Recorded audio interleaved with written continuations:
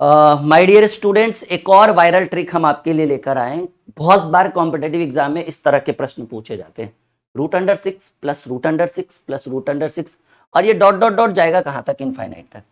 कुछ में जैसे एक पिछला ट्रिक मैंने आपको बताया था जिसमें इनटू था, ना तो प्लस ना तो माइनस, लेकिन यहाँ प्लस है। तो इसका एक बहुत ही शानदार और एक सरल उपाय कि जब root under 6 plus root under 6 plus root under 6 और ये डॉट डॉट डॉट इनफाइनाइट तक जाए, तो ये जो 6 है इसको ऐसे दो पार्ट में डिवाइड किया जाता है जिसको गुना करने पर तो 6 ही आए, लेकिन दोनों संख्या के बीच 1 का अंतर हो। तो हमको लगता है एक को हम रखते हैं 3 और एक को रखते हैं 2। ठीक है, root under 6 plus root under 6 plus root under 6 dot dot dot infinite. तो 6 को ऐसे दो भाग में डिवाइड करिए कि दोनों को गुना करे तो 6 ही आए, लेकिन दोनों के बीच 1 का अंतर है। तो 3 और 2 हमने माना। अब 3 और 2 माने, अब देखिए कि सब जगह प्लस का साइन है। अगर सब जगह प्लस का साइन है तो इस तरह के प्रश्नों का उत्तर होगा बड़ी वाली संख्या। तो बड़ा 3 और 2 में बड़ा कौन है? 3 है, तो हमने 3 को आंसर माना। अच्छा, एक चीज और ध्यान रखिएगा, ये एकदम होना कंपलसरी है। अगर ये नहीं रहेगा तो फिर ये ट्रिक लगेगा नहीं। ठीक है, यहाँ पर भी देखिए same to same question, root under 12 root under 12 plus root under 12, सब जगह पॉजिटिव साइन है। तो 12 को ऐसे दो पार्ट में डिवाइड करिए कि गुना करके 12 ही आए, लेकिन दोनों के बीच 1 का अंतर हो। हमको लगता है 4 और 3, 4 और 3 को गुना करेंगे तो 12 और 4 और 3 के बीच 1 का अंतर। अब प्लस का साइन लगा हुआ है तो आपका उत्तर बड़ा संख्या होगा।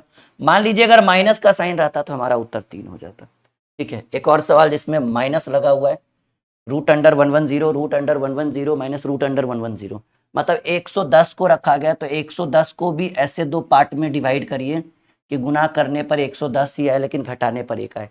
हमको लगता है 11 दोहे के 110, 11 और 10 को गुना करेंगे तो 110 आएगा और दोनों के बीच अंतर है, लेकिन सब जगह इस बार माइनस लगा हुआ है, डॉट डॉट इनफाइनाइट तक।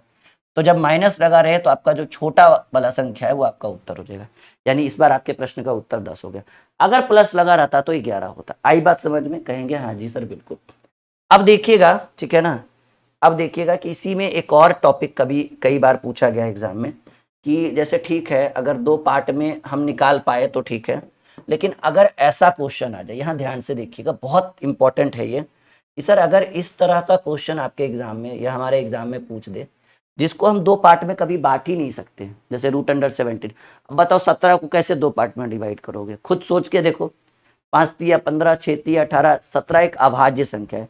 तो जब कभी अभाज्य संख्याओं का रूट रहे, सेम क्वेश्चन है, root under 12 plus root under 12 plus root under 12, अभी थोड़ी देर पहले हमने देखा है, लेकिन यहाँ 17 है और डॉट डॉट डॉट ये भी इनफाइनाइट तक जाए, तो ऐसे प्रश्नों का एक और रामबाण ट्रिक है।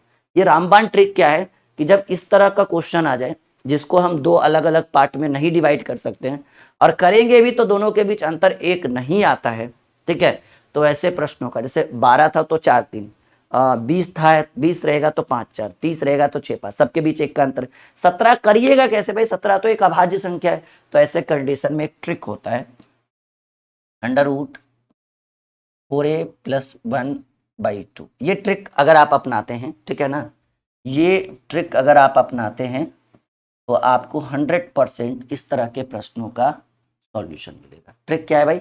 अंडर रूट 4a प्लस 1/2, यानी अंडर रूट 4 गुने a की वैल्यू, मतलब जिसका वैल्यू निकालना है उसको a मानेंगे। ये क्या है भाई? a का मान है। तो 4 गुने 17 बटे 1, 4 गुने 17 बटे 2 प्लस 1, यही है ना। तो हमारा सोल्यूशन करके आया 17 चक 68 और 1 69, यानी रूट 69/2। कहिएगा सर आप तो बता दिए लेकिन आंसर आया कहाँ? एक भी ऑप्शन में नहीं है under root 69 plus under root 69/2। तो ऐसे कंडीशन में, ठीक है ना, कि जब पूरा काम हो जाए तो अब आप यहाँ ध्यान दीजिए कि ये पॉजिटिव है तीनों जगह कि नेगेटिव है। अगर तीनों जगह पॉजिटिव है तो सॉल्यूशन करने के बाद, मतलब ये +1 करने के बावजूद भी 17 चक 68 और 1 69 हुआ ना बटे 2, उतना करने के बावजूद भी आपको यहाँ पे +1 करना पड़ेगा लास्ट में। ठीक है, अगर सब जगह माइनस रहता तो यहाँ -1। ठीक है, अब देखिए आपके ऑप्शन में है कहीं पर जी, ये बिल्कुल है, प्लस वहां कर दीजिए या प्लस यहाँ कर दीजिए, इससे कोई बहुत बड़ा इशू नहीं होने वाला है। यानी आपके प्रश्न का उत्तर हो गया अंडर रूट 69/2, और उधर 69 प्लस 1/2 भी कह सकते हैं, अंडर रूट 69 प्लस 1/2। ये कैसा लगा ट्रिक कि जब ऐसी संख्या गिवन हो जो एक अभाज्य संख्या हो जिसको हम दो अलग अलग पार्ट में डिवाइड नहीं कर सकते हैं, तो ये वाला फॉर्मूला लगा देंगे √4a + 1/2। बात समझ में आया? कहेंगे हाँ जी सर बिल्कुल। ठीक है, चलो जी। इस बार देखो पॉजिटिव था, इस बार आपको निगेटिव दिख रहा है, तो इस बार निगेटिव दिख रहा है तो फिर से वही फॉर्मूला लगाइए, √4a + 1/2 इस फॉर्मूला पे रखिए। ठीक है, तो √4 और a की वैल्यू, a जो रूट के अंदर है भाई, तो रूट के अंदर सर जी 13 है, तो 4 × 13 + 1/2, तो 13 चक 52 और 1 53, √53/2। और यहां पर ध्यान दीजिए कि √53/2 करने के बाद सब जगह कौन सा साइन है? कहेंगे सर यहाँ भी निगेटिव, यहाँ भी निगेटिव, यहाँ भी निगेटिव, सब जगह माइनस साइन है, तो आप यहाँ लगा दीजिए माइनस।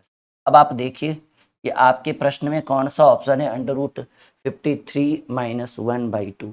कहेंगे सर ये जो बी नंबर ऑप्शन है ये हमारा उत्तर होगा। ठीक है, अगर पॉजिटिव रहता तो सब जगह प्लस करते, लेकिन निगेटिव था तो सब जगह हमने माइनस किया। यहां तक समझ में आ रहा है?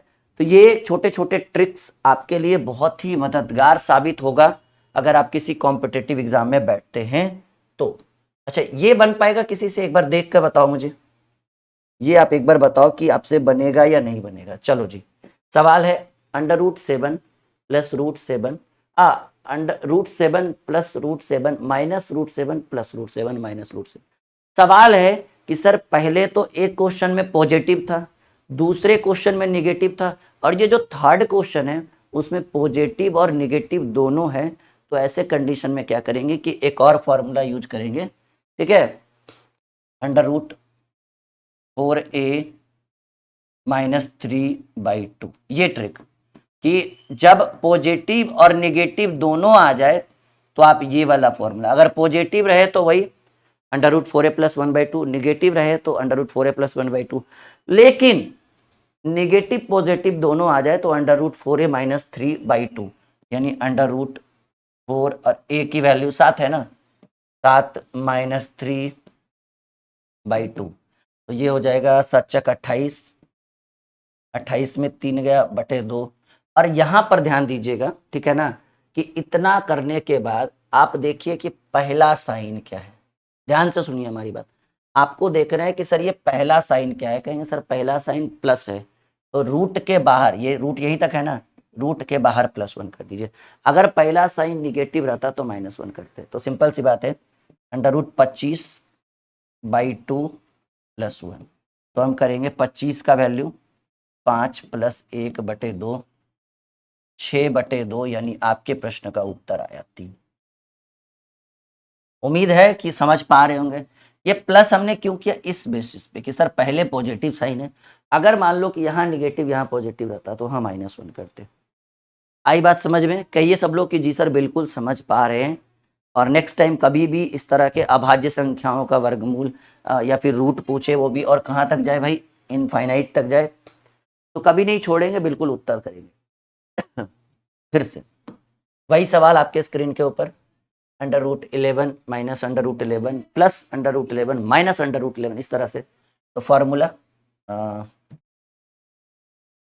4a - 3/2, यानी √4 × 11, क्योंकि -3/2।